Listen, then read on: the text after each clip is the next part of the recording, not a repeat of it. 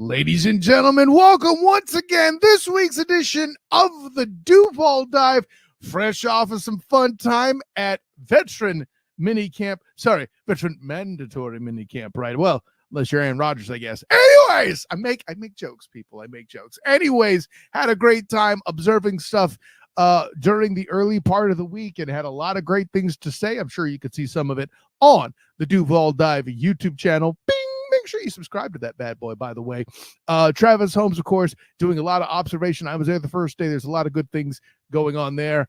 Travis dropping dimes on Big Cat Country. Bing! Doing all of that. Of course, I dropped a piece we'll be talking about a little bit later. But let's bring in the man himself, my personal champion, Travis Holmes. What's going on, my man? I am doing well. I thought you were going to forget about me for a second. I'm like, oh, hey, call me in. Let's go.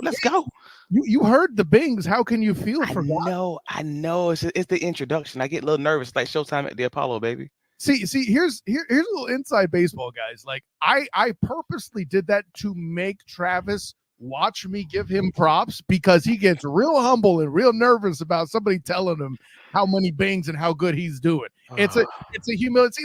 Look, if you're watching the video, you could see the nervousness flow through. Oh my God, he's giving me props again. I don't know what to do. Anyways, speaking of giving people props, the ultimate endorsement, and take that as a double entendre if you'd like, the ultimate endorsement one can give a player as a franchise just took place in the form of a wicked contract extension. Trevor Lawrence got the bag.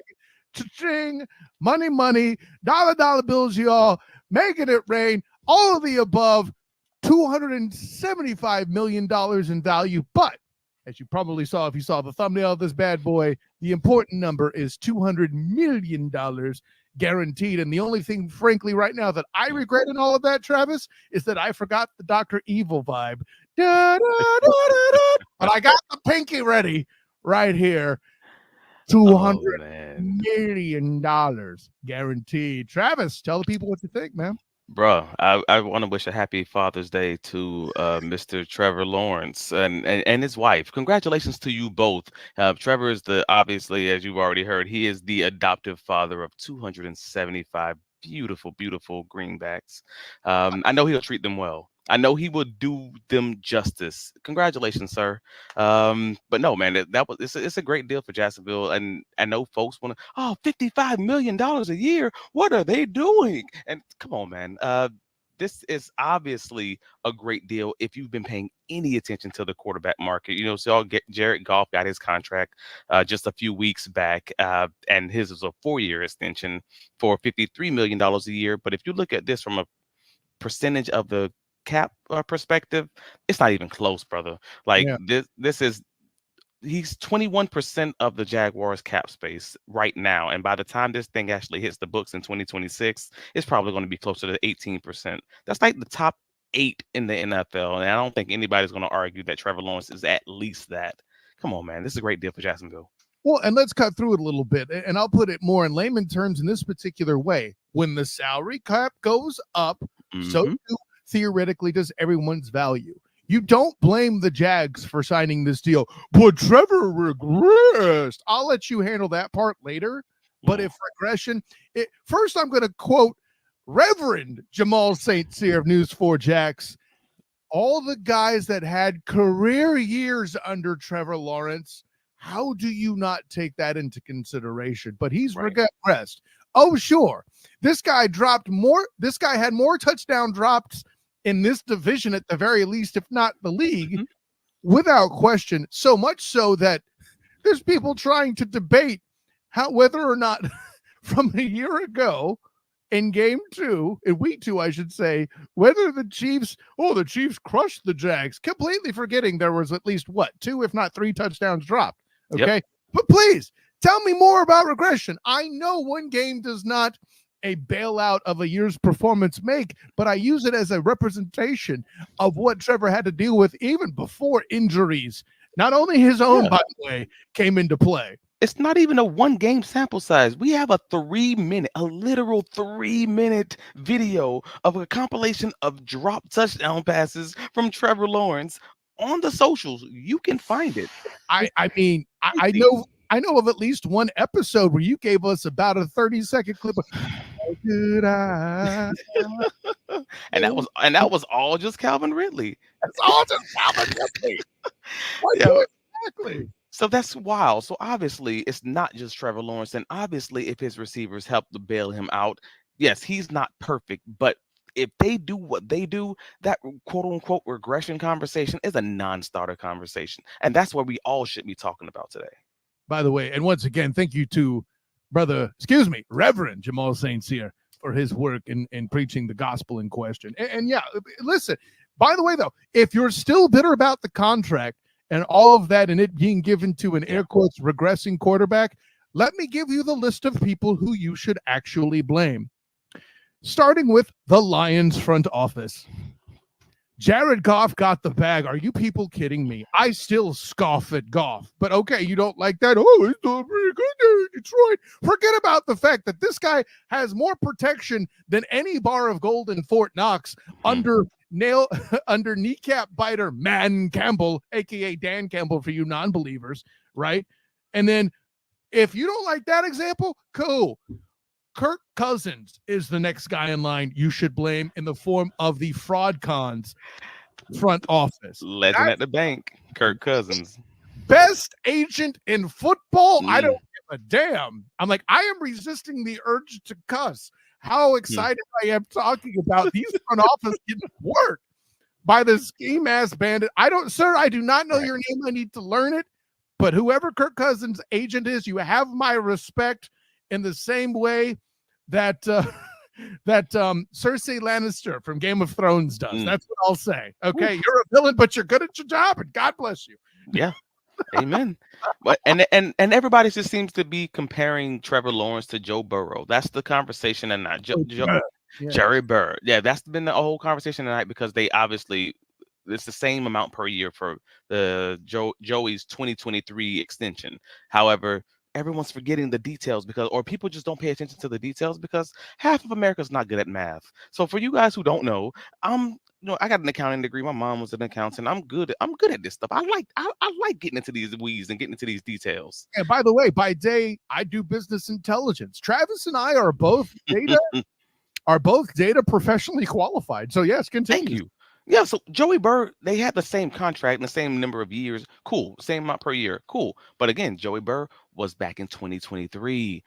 We're in 2024, brother. Anybody who goes grocery shopping these days, your Honey Nut Cheerios don't cost what it used to cost, baby. Like, come on. I paid $40 to take me and my dollar to IHOP the other day. That's what I'm talking about. Bro, my Chick-fil-A, my Taco Bell, none of this is what it used to cost. So Joey Burrow getting $275 and at the time $219 guaranteed, whereas Trevor Lawrence is actually getting just $200 million guaranteed. Again, that's $40 million per year, or in comparison to that $43 guaranteed per year, if you want to break it down onto your per year basis. But he's getting less guaranteed money, and it's a smaller percentage of the cap. He's only taking 21.5%, whereas Jerry Burrows is 24.5%. In other words, for if people don't like getting math thrown at them, in 2024 dollars, Joey Burr's contract is actually closer to $63.5 million. It says 55, but in 2023 dollars, hey man, what the bag cost you then ain't what it costs you now. Like this is different money. Moreover, even the numbers, though, even still would be higher on Burrow's contract anyway. If they both got paid in 2023 dollars, like let's just say we just took today's numbers back down to when when Joey Burr signed, and that let's just say that they were the same numbers. Joey Burr's still getting paid more. And by the way, who spent more time on the field, Travis? Right. And one of these guys has Jamar Chase and T. Higgins to throw to, whereas the other guy doesn't have anyone who's comparable to Chase and would arguably not have someone to the level of T. Higgins. Like, I love Christian Kirk, and I'm saying that that's the same realm, but I don't think if you made that argument in football circles that, hey, man, T. Higgins is better than Christian Kirk, that you will get much pushback, and that's my overall point. This dude has both of them. Like, let's say you think T. Higgins and Kirk are tied talent-wise. You take Higgins based on height and versatility for what he can do for his size. Right, Yeah, and that's the second guy. And Trevor Lawrence simply has not had that guy to play with at overall. Like Calvin Ridley might have been the closest one, and we all know how problematic that was, in his own ways. still had a But career year though, bingo, and as did that's the Christian point. Kirk. I mean, And are you looking for a career year from Gabe Davis? Maybe, yeah, maybe not, but I'm not prepared to rule it out. so that need to be the advertisement right there. Just have Suge Knight come on down to Jacksonville and get onto a stage somewhere and be like, "Hey man, you want to have a career year? Come on down to Duval County. We'll take care of you. You don't want somebody all in this you don't want your GM all in the front dancing in front of the camera. No, no, no, no, no. You want to get paid? Come to Duval County if you're a receiver or a tight end. Let's go." I was about to say, I'm glad you said the word tight end, because cutting through the images of Shad Khan cutting a rug, we still haven't talked about Evan Ingram yet as much as we should. Yeah, I mean, he's That's had a like good offseason. including us. Well, we didn't have a chance to see him very much, and obviously last year. So this is the first true offseason since his contract signing that we've got a chance to see how he looks. See how he's grown and everything else. And he balled out of control this offseason in OTAs. And so I'm absolutely looking forward to what Ingram's going to bring to this offense now that they're even willing to put him in different positions, like H-back ever so often, put him at fullback. We've seen them some very interesting things from the Jaguars. I'm hoping they keep continue when they get pads on. And if they want to leave Evan out there at tight end doing that, and they want someone else to do it, it wouldn't be strange if Brandon fills that role. Oh, we had to bring that up. Another guy who's taking a step forward. If you've been looking at Big Cat Country, we've been having the write-ups after every practice, after every OTA, after every minicamp, and that's the consistent theme. We're going to push that agenda until he shows me otherwise, because he looks it. Bing!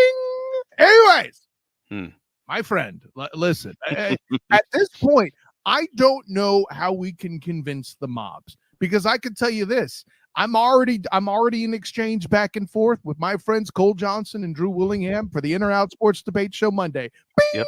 When the news dropped and I suggested we talk about it on Monday's show, they said, "Oh, Trevor Lawrence get paid. What are they doing?" Bro, listen, I'm gonna bring my donuts because I'm be doing some dunking. My endocrinologist is about to be pissed, but I'm gonna take this and more to that. And as you could see, if you don't understand that this was an essential move for the Jags to execute, to have any sort of certainty on this offense, I can't help you. What was the other option, Travis? To replace Trevor? Let's pretend that was on the table. That ship has sailed, my friend. The draft is over. If you were going to do that, there would have been a trade up like everybody was asking for, and a quarterback would have been snagged at that point. I mean, there's no realistic situation where there was ever even a true thought of talking about replacing Trevor Lawrence. So even trying to do that thought exercise, it's a non-starter, man. Let's call it what it is. The price of a brick is the price of a brick, and the price of a brick went up when these quarterbacks started getting paid. This is what it is, man. But it's just like that Christian Kirk contract. When it got signed and everyone started tearing out their clothes and tearing off their hair and streaking down the street, we got 1 year later. We didn't make it past the end of that offseason before realizing, oh, this is a discount. Like once these next guys sign their contract, once you have Tua signs his contract, once you get the next few quarterbacks sign theirs, by the time we're done talking about all of this, Trevor Lawrence, again, he's going to be top 8 to top 9 range. Again, by the time 2026 hits and it actually hits the contract, hits the cap space. Yeah, no, it's wild to me. I don't know how much we could pound the table any further. Yeah. But, hey, my boy got paid. Congratulations, sir. Enjoy your vacation. I mean, on this I shan't front, man. Listen, I'll add this. Congratulations to Trevor. And, it's good they got it done. For all the criticism we've made of Trent Baalke in this group up front to have not done this with Josh Allen. Granted, I wasn't in that boat because Josh Allen's situation, for lack of a better way to put it, has been a lot more up and down. Fair. Okay. Trevor, you could call 2023 a regression if you'd like, but there's plenty there to explain it with if you just use 2 eyes and analyze like we do. Correct. And we're not even technically insiders. We just watch the games, folks. Inside. We inside-ish. inside-ish. Yeah, That's fair. yeah. We on the patio. We on the porch. I got you. I'll rephrase. I'm not an insider. You're way closer to one than I am. You were at minicamp all 3 days. You No, know. I'm at the door having conversations with the family. That's all. They're giving me tea and crumpets, but I'm still eating on the patio. That's all I'm You saying. should get the to-go plate from the I barbecue. got you. That's it. You know, I'm just glad that somebody, realized I like some Sweet Baby Ray's. That's Yes, anyway. sir. Yes, Lord. That's the barbecue sauce. No, but the team has now signed a quarterback. I mean, just think that through. The last time the Jacksonville Jaguars signed a quarterback, it was someone who we didn't truly believe in. And I think I can speak for all of Duval County in saying, for the most part, we did not believe in the We will Mr. say Blake Bortles. there was definitely a divide on that. I mean, hell, Fair. even as somebody from the outside looking in, I wondered about it. Now, granted, I wasn't as passionate as usual. Oh, we should draft this guy or this guy or this guy instead to replace him. And this isn't me saying you're wrong. I'm just saying I didn't feel as passionately about it. But I did side eye. I'm like, I think what I said at the time as the student of the game was, I hope you got him good run support. And again, I'm from UCF, so I'm supposed to love Blake Bortles, but I'm also a supporter of this team first. It was always Jaguars first, so I got to call it. It was always the Jags, no matter what. So I got to call a spade, and I was not a fan of that. I don't think there's very many sane people in Duval County, that's not on the corner somewhere asking for change, that truly believes that this was a bad move for the Jaguars. Forget the money. It's not your money.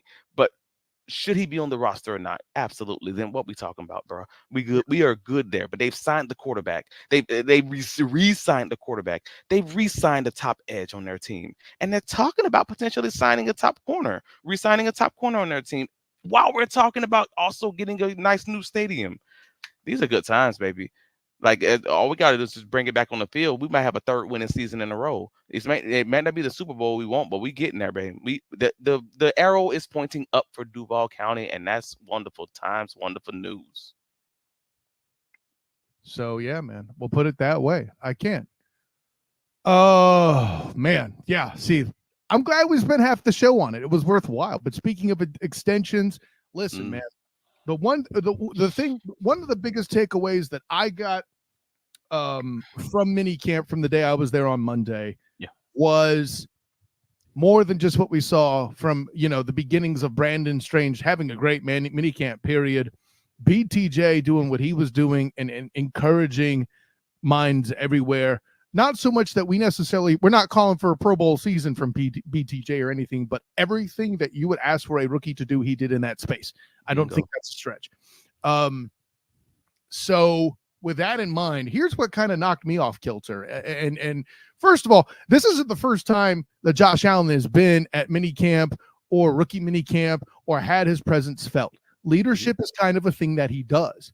And one of the things I asked Coach Doug Peterson in the first press conference before minicamp fully kicks off was, what has changed about what you ask from Josh Allen? Yeah. And there's greater detail in it than this. And if you want to read that at Jaguars on SI, feel free. Bing! Definitely some in-depth remarks about how Josh Allen gets his inspiration and all that stuff and what kind of a leadership role he's playing and continues to play. But, he said a bunch of things. No, I'm not asking for anything different. It wasn't coach speak. It was all interesting. But the part that took me home was, I just want I want Josh to be Josh, with how he put it. Tell me this. You give a guy $88 million guaranteed as a non-quarterback, and you're telling him, just keep being you. I can't think, Travis Holmes, of a better endorsement for a player than that.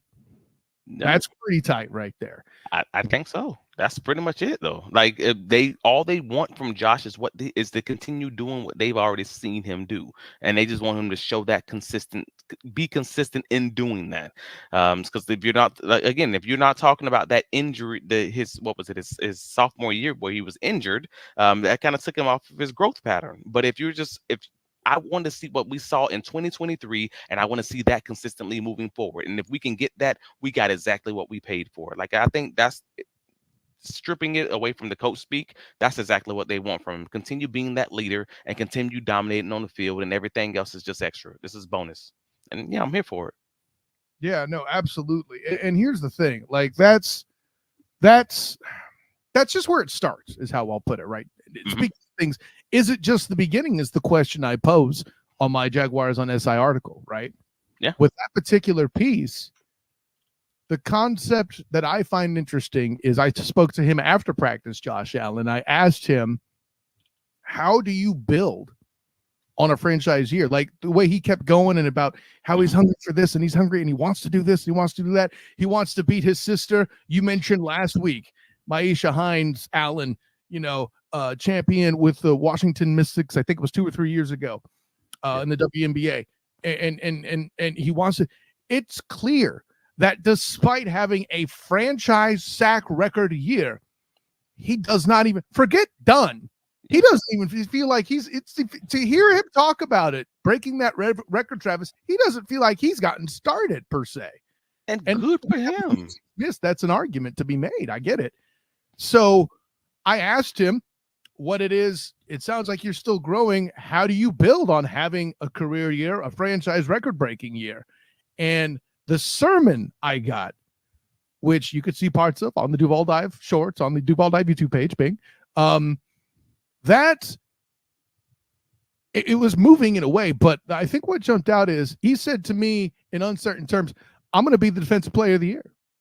Yeah. He made that declaration that not just as if it's an aspiration or a target, but he's willing it into existence. He's talking about trying to get the Jaguars to the Super Bowl. I don't know that he thinks that's going to happen this year, but he's talking about still being pissed for being cut out of the Pro Bowl. Yeah. I feel like that there's a lot of there. And I mean, I guess the question I pose for you, Travis, is what does a world with 2024 Josh Allen Defensive Player of the Year look like? Is it even plausible? I mean, there's an argument to be made statistically. He could have easily, in many years, been the Defensive Player of the Year with last year's stats. Like, just stripping that away. So again, it goes back to what Doug Peterson said. From my perspective, if he consistently shows up with those kinds of numbers, it's going to be near impossible for people not to vote for him for Defensive Player of the Year, because every year won't be what 2023 was as far as other defenders getting, 19 and 20 sacks and things of that nature. Like, if you keep putting up 17 stats sacks every year, in and of itself, and you're going to be in that conversation. But if your team's winning, you're absolutely going to be in that conversation. So that's the biggest piece of it for me. And most importantly, I'm happy to hear Josh Allen not being content. I'm happy to not hear him patting himself on the back like some people would, because I mean, I need these dudes to stay hungry. The Jaguars team plays better when they're hungry. And overall, these guys aren't normal people. I mean, people are like, they're talking about these athletes like they're regular people. These are the top 1% of the top 1%. And so he needs to continue having that drive, just like Press Taylor and his brother and Press Taylor and Zach Taylor have their competition at home. I need Josh Allen to continue having that drive at home. I need him to be across the Thanksgiving table, just angry, eating, I'm hungry for this Super Bowl, because that you have enough players like that in your locker room. That is how you will get one in Duval County, when they can't sleep without it. Yeah, I can't put it better, man. And see, that's the thing. And kind of the way I write about it, I'll put it this way. I believe a world, and I'm not saying the Jags are making the Super Bowl, settle down, okay? But in a world right now where if the Jags are going to get that good soon, a world where Josh Allen is that Defensive Player of the Year seems like a requirement. Does it not? I mean, I won't necessarily say it has to be a requirement, because I mean, look at who our defensive coordinator is, and look at the team he just came from. And Ryan Nielsen, coming from the Atlanta Falcons, he used meager ingredients to make a fire meal. Like, and if he can do that in Atlanta with a struggling offense and not actually having a top pass rusher, I can't imagine what he might do in Jacksonville. Now, it will be helpful, absolutely, to both the Jaguars offense, to their projections as far as how deep they go into the playoffs and all of that. If, of course, Josh Allen is out here just tearing everything up, that will help Trevon Walker's growth and Arik Armstead, everyone down the line. but they don't have to be it. It just helps. You know what I mean? Like Yeah. the Jaguars just play reasonable offense, and then they have a natural good defense where maybe they're spreading the wealth. Everyone's getting a few sacks here and there. Like, and that's my only one concern with Josh Allen. When Josh Allen's contract got signed, we had that conversation a few weeks back. It was that was one of my biggest questions of, hey, what happens if this defensive line across the board gets better? Josh Allen might get less sacks, but it's going to be because there's just so many more sacks spread around because Arik Armstead's giving that internal pressure. Devon Hamilton's all of a sudden giving the pressure from the other side. You got, Walker and Allen on each end. All of a sudden, there's just not enough sacks to go around because there are not enough snaps in the game. It's great for the team. It may not be necessarily great for him to hitting his bonuses, but that's the only concern. So it may not be a Josh Allen MVP season. Maybe it doesn't got to be for this defense to be incredible, though. I mean, well, okay, and that's an interesting point. If you have the secondary ball out, if Devin Lloyd develops, if Foye stays healthy, if a lot of other things happen, it could be a situation where you have enough parts of the defense pulling their weight, like there was. I mean, let's put it this way: Josh doesn't have to have a franchise year for the defense to be great. If Trayvon, if he and Trayvon Walker each have, let's say, 15 sacks each. That would be enough to get you the defensive player of the year. Okay, I see what you're shaping. And by the way, it doesn't have to be a Super Bowl year for that to be the case. Like if the Jags do what they need to do to just, I don't know, make it to the playoffs, and it's just a more even distribution. Yeah, that's an interesting point. I that's an interesting point. I like that. That's smart. That's smart.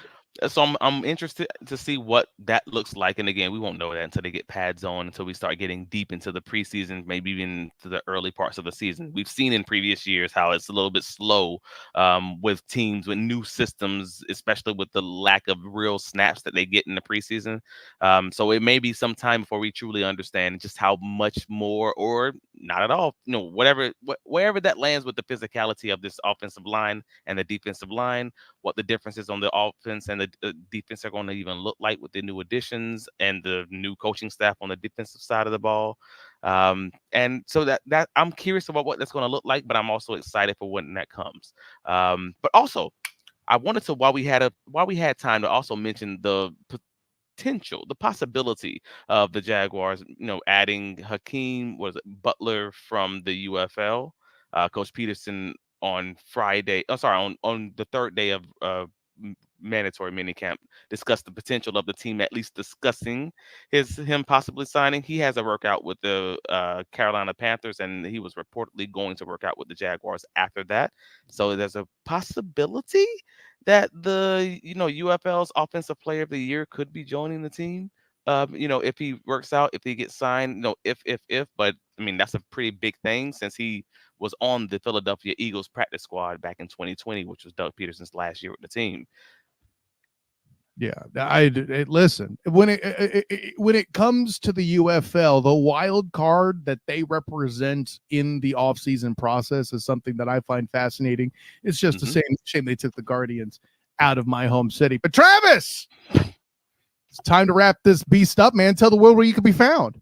Oh, I can be found on all the socials, Travis D. Holmes. You can find my writings covering the Jacksonville Jaguars, all of the breakdowns of rookie minicamp, OTAs. We will be out at training camp, all of it, and highlights, observations from the field, all of it on bigcatcountry.com. We also cover the press conferences if you want some of that.